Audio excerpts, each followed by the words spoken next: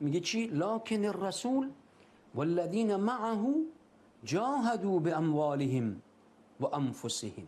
اما رسول الله و کسانی که به او ایمان آورده بودند، مؤمنانی که همراه او هستند، جهاد کردن با مالشون و نفسشون. خوبی ها برای اینهاست، اینها رستگار هستند.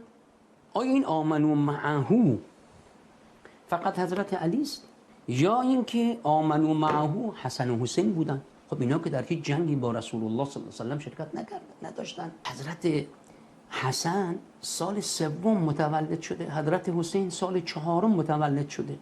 الان خدا میفرماید که والذین آمنوا معه، و کسانی که باش ایمان آوردن. بعد امام سجاد هم که نبوده، حضرت باقر هم که نبوده، بقیه ائمه هم که به دروغ برای خودتون اینها را امام قرار داد، میگه مصداق این آیه نیستن. اهل بیت پیامبر فاصلهشون رو وقتی که خدا میخواد بیان بکنه، بقیه مؤمنین رو در حد ابرار نهایتاً در قرآن میبینیم، اما وقتی که به اهل بیت میرسه میگه اینا مقربون هستن.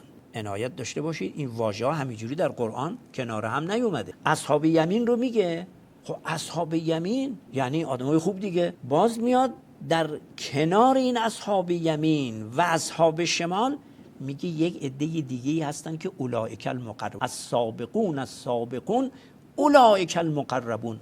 آقا اینا غیر از اصحاب یمینن؟ بله غیر از اصحاب یمینن. در کنار اینا یه عده دیگری را قرآن نام میبره، میگه والسابقون السابقون. پس معلومه بالاتر از والذین آمنو یه افراد دیگه وجود دارند، هستند، حضور دارند که اونا عنوانشون مساوی عنوان اصحاب المیمنه نیست، مساوی الذین آمنو معه نیست، بلکه بالاتر است. میگه اولئک المقربون، اینا بالاترن. در واقع قرآن میاد 3 دسته میکنه، نه 2 دسته که بگه آقا یه دسته مثلا مؤمن، یه دسته هم فرض بفرمایید که کافر و منافق و ملحد، و یه دسته خوب، یه دسته بد. خوب را باز دوباره یه دسته دیگه کنارش میاره، جدا میکنه.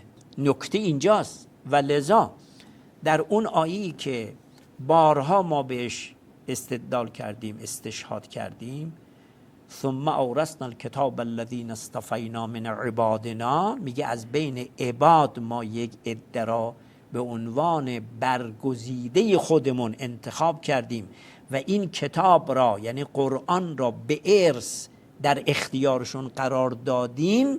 میاد 3 دسته میکنه آدم ها رو، نه 2 دسته. ببینید 3 دسته چیه؟ میگه فمنهم ظالم لنفسه، یه دسته ظالمن، و منهم مقتصد آدمای میان روی نسبتا خوبن. بعد چی میگه؟ میگه و منهم سابقون بالخیرات.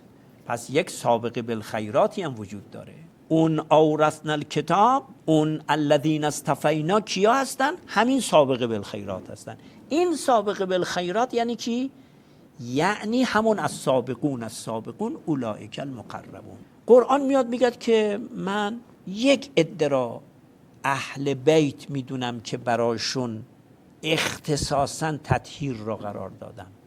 خود آیه میگه اختصاصا، انما فقط صرفا یرید الله لیذهب عنکم الرجس اهل البیت و یطهرکم تطهیرا. یه عده اینا کیان؟ باید از قرآن سوال کرد.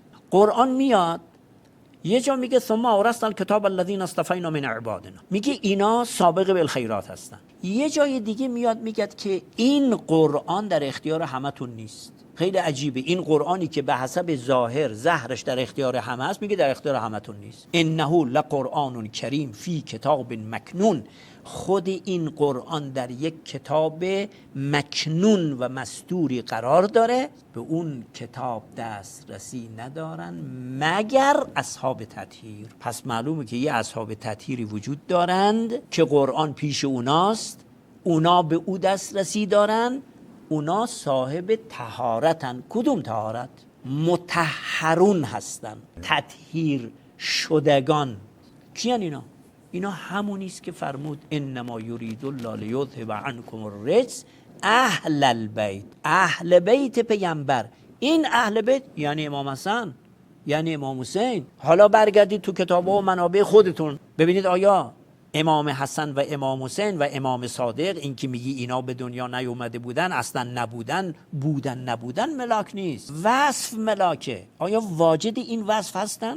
آیه تطهیر شامل حال اینا می شود یا نمی شود؟ در تفسیر طبری بارها و بارها گفتیم، میگه این آیه نزلت فی پیامبر فرمود و فی علی و فاطمه و الحسن و الحسین. امام حسن و امام حسین رو شما تو والذین آمنوا معه جستجو نکن، اون مال آدمای معمولی است، اون مال مؤمنین معمولی است. امام حسن و امام حسین را نگو اینا جهاد کردن یا نکردن. آقا آیه تطهیر داره، بالاتر از ایناست.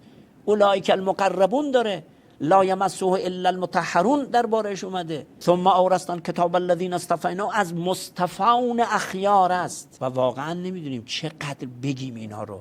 یه ذره انصاف داشته باشن.